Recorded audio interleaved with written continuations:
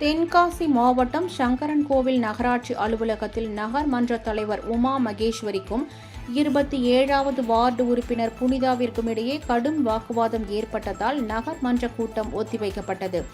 நகர் மன்ற கூட்டம் அதன் தலைவர் உமா மகேஸ்வரி தலைமையில் தொடங்கியது.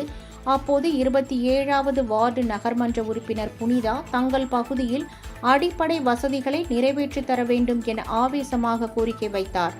இதனால் நகர்மன்ற தலைவர் உமா மகேஸ்வரிக்கும் புனிதாவிற்கும் இடையே கடும் வாக்குவாதம் ஏற்பட்டதை தொடர்ந்து கூட்டத்தை ஒத்திவைத்தார்.